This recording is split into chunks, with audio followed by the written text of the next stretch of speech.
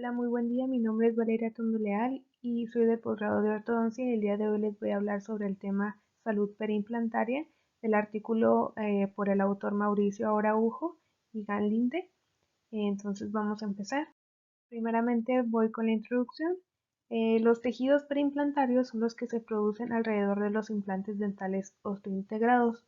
Para decir que un tejido está sano, hablando sobre los implantes, se tienen que ver algunas características o signos clínicos, como son la ausencia de inflamación, de hinchazón o de enrojecimiento. Vamos a ver que los tejidos periimplantarios van a estar divididos en dos compartimientos. Vamos a tener el tejido blando, en el cual vamos a tener la mucosa periimplantaria como tal, y esta se va a formar durante el proceso de cicatrización de las heridas que sigue a la colocación del mismo implante. Y vamos a tener el tejido duro, que se va a formar una relación de contacto entre la superficie del implante para asegurar la estabilidad del mismo.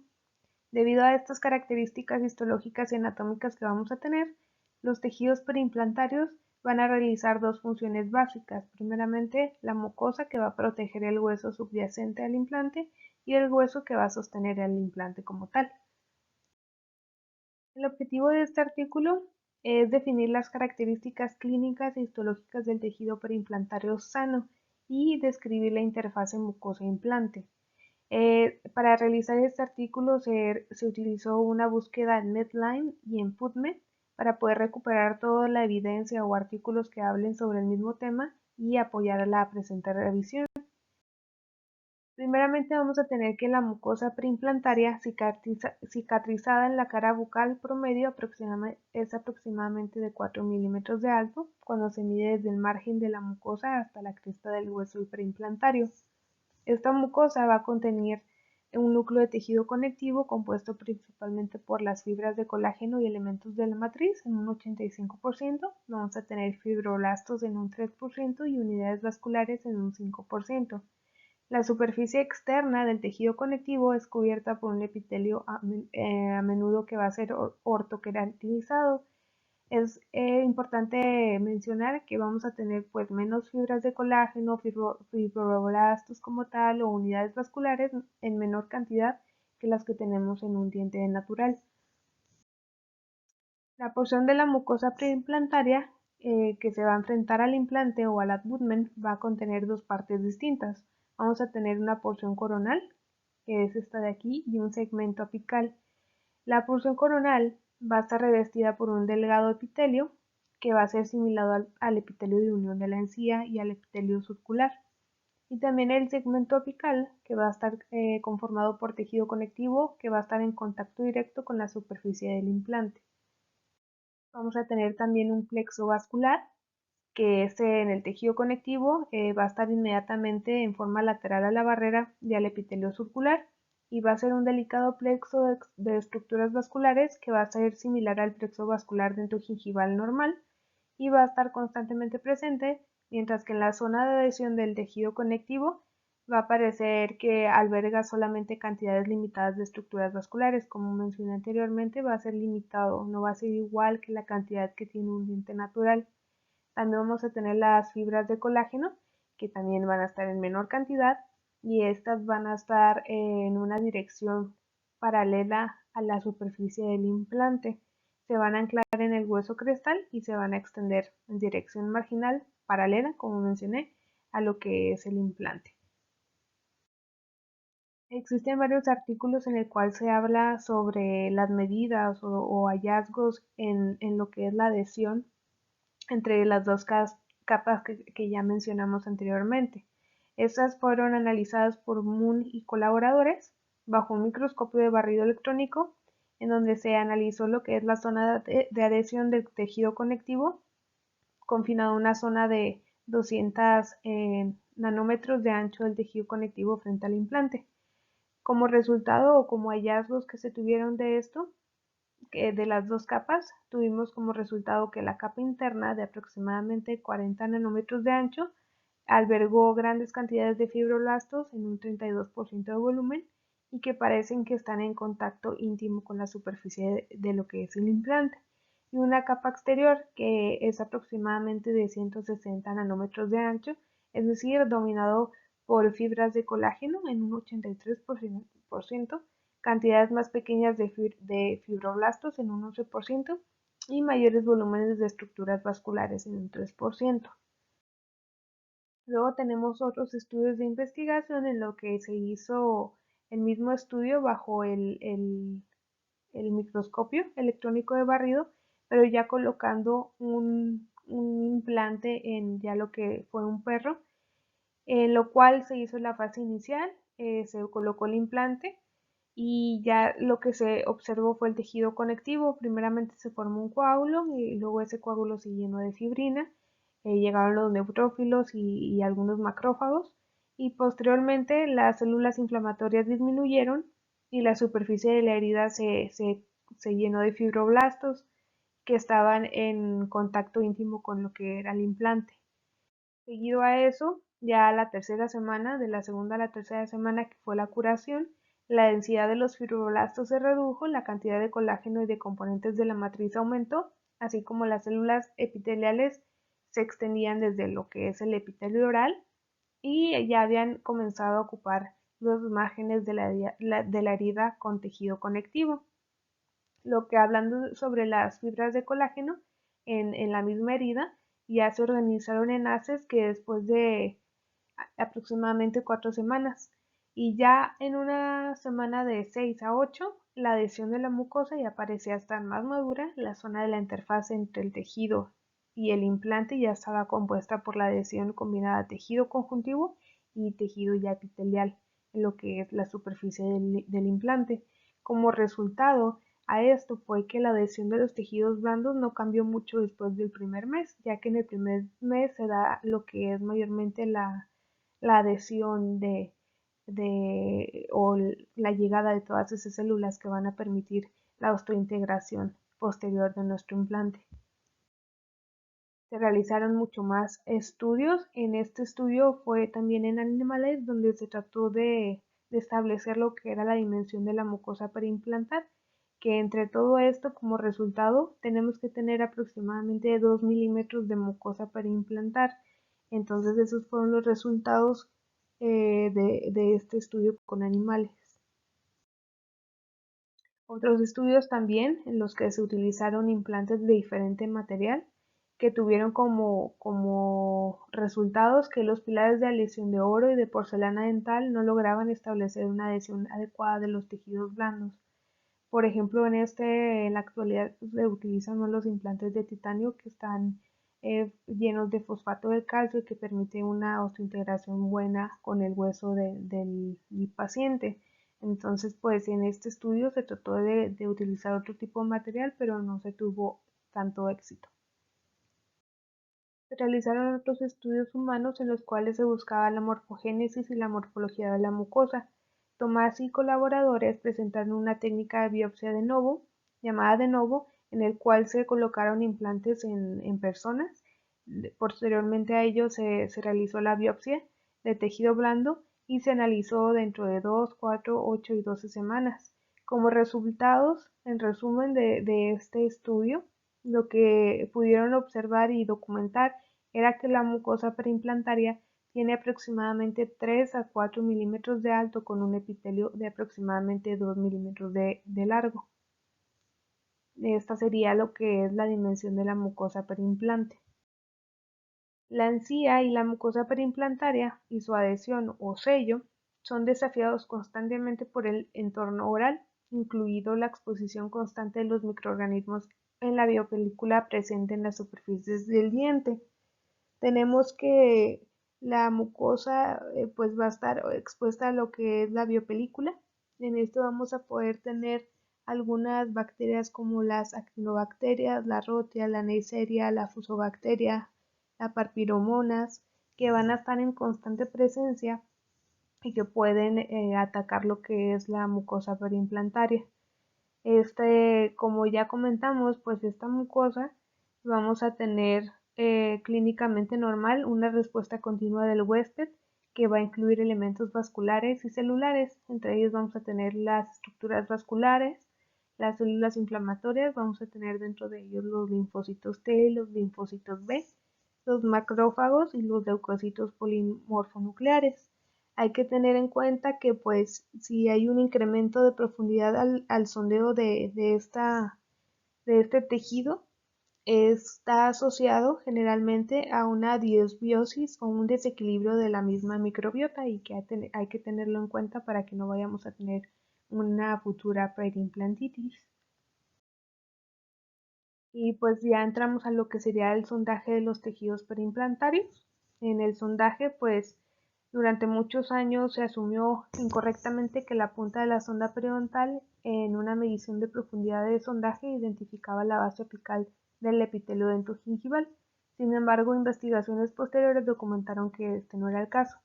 Se puede decir que el sondaje pues es la medición que va a evaluar la profundidad de la penetración de la sonda o de la resistencia ofrecida por el tejido blando. Tenemos que saber que la disposición de las mismas fibras que ya habíamos mencionado anteriormente, que estaban paralelas a lo que es el implante, va a permitir que la sonda entre mucho más, que desplace lateralmente el tejido epitelial y alcance el tejido óseo.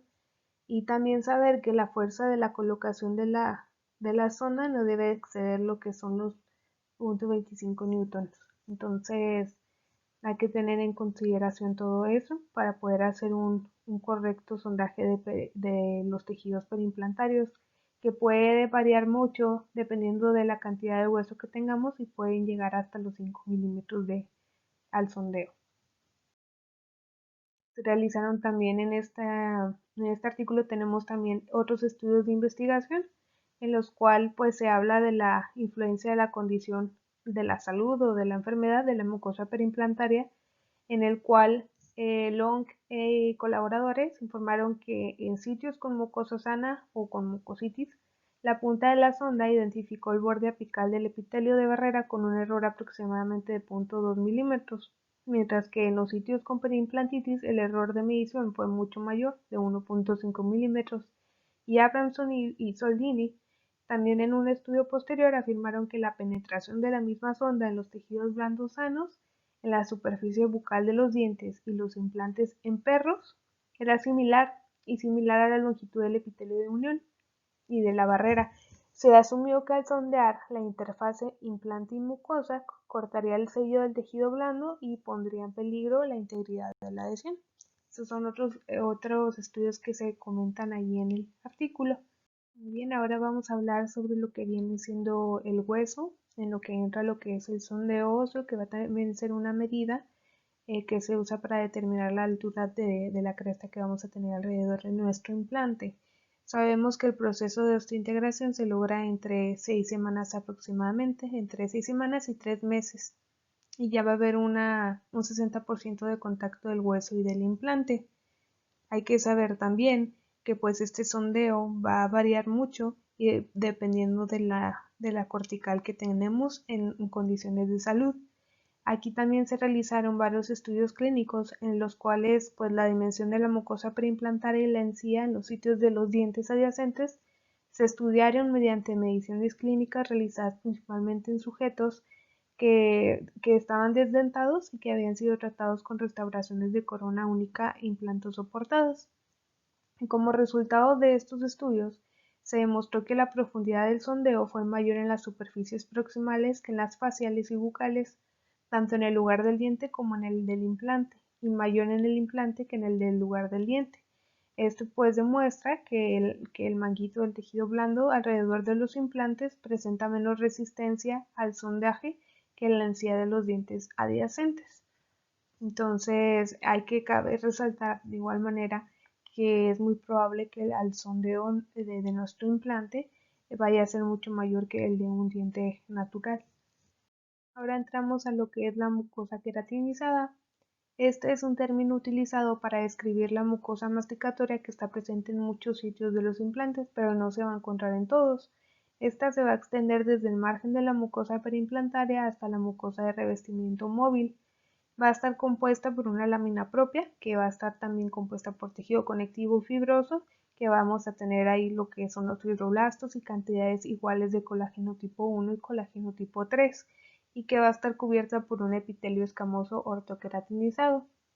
El ancho de esta mucosa queratinizado del lado facial o también llamado bucal de los dientes va a ser por regla aproximadamente de 1 milímetro mayor que los sitios del implante colaterales. Otro punto que mencionaba en nuestro artículo es que se sugiere que la pérdida de hueso crestal después de la extracción del diente es la principal razón para la disminución de la mucosa queratinizada. Y por último, que el grosor de la mucosa queratinizada facial determina con una sonda en la base de la profundidad del sondeo, que va a ser mucho mayor en los implantes que en los dientes, 2 milímetros frente a 1.1 milímetros respectivamente. Como comenté, el implante va a tener sondeos más grandes que el diente natural.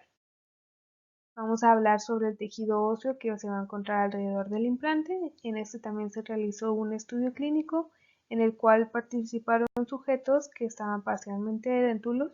Se tomaron muestras de biopsias de tejido duro en la maxila y en el mandíbula con el uso de algunas fresas y pues se descubrió que en el tejido óseo se incluía una mezcla de hueso principalmente laminar en un 46%, de médula ósea en un 23%, de tejido fibroso 12% y de tejido osteoide en un 4%. La médula ósea fue el elemento tisular dominante en el maxilar anterior, mientras que en el hueso laminar denso caracterizó la porción anterior de la mandíbula. Entonces, pues sabemos que el hueso de la mandíbula pues es mucho más compacto que el de la maxila. La maxila pues es un poco más esponjoso, es menos duro que el de la mandíbula. Entonces, esas son las diferencias más marcadas que tenemos entre los dos.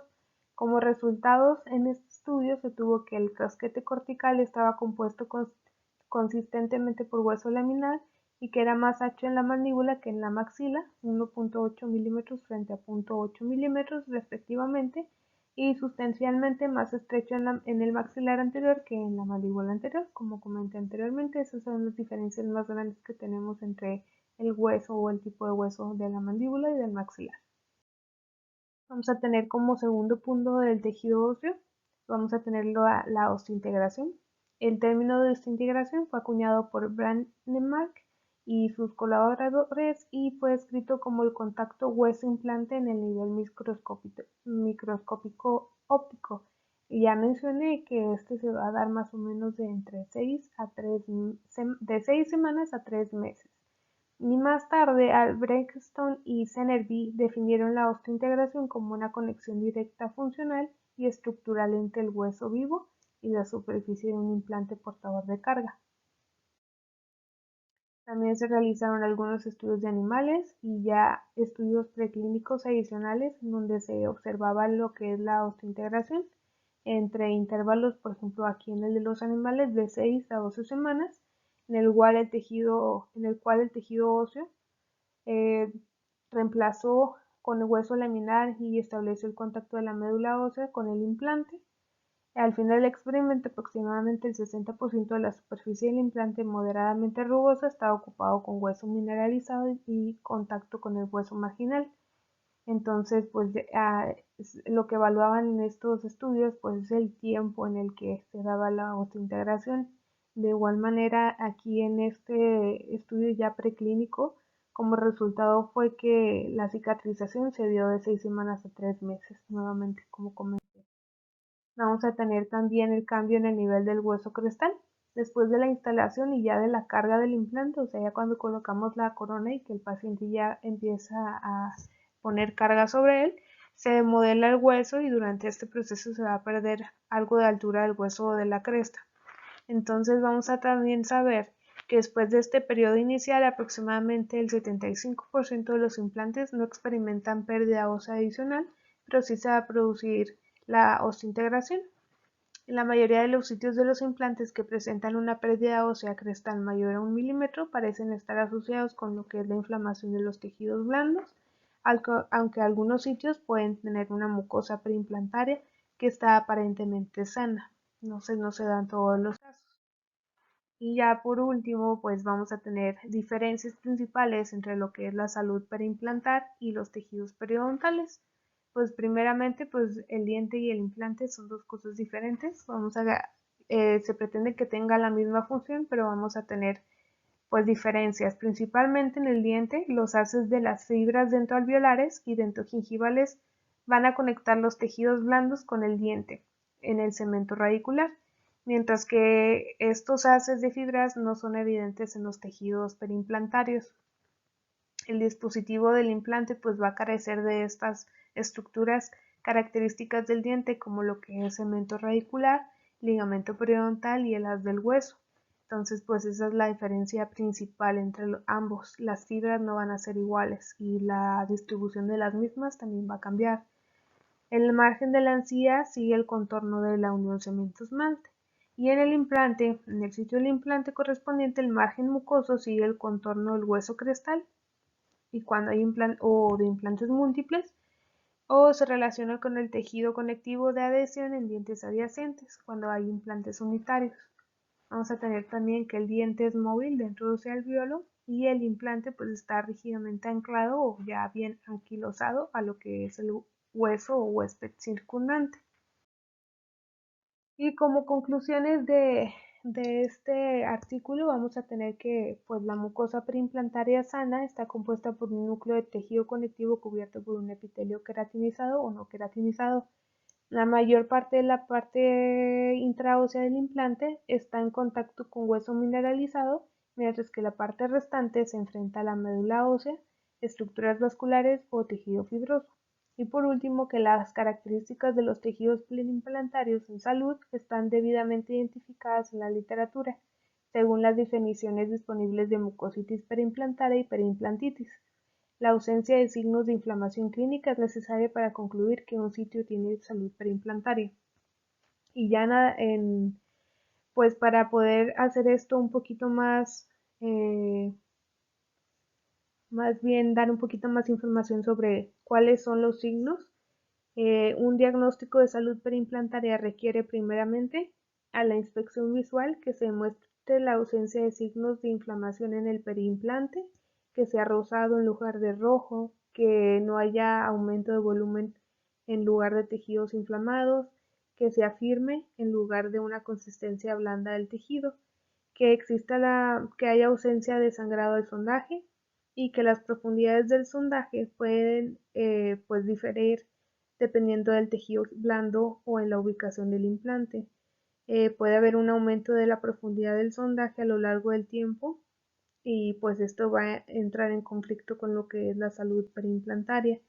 Y también pues debe de haber una ausencia de mayor pérdida ósea después de la cicatrización inicial. Entonces todos esos son puntos que tenemos que tomar en cuenta para saber que hay salud perimplantaria.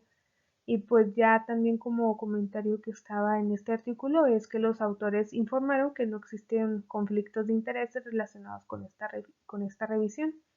Y pues esto sería todo de mi parte. Muchas gracias.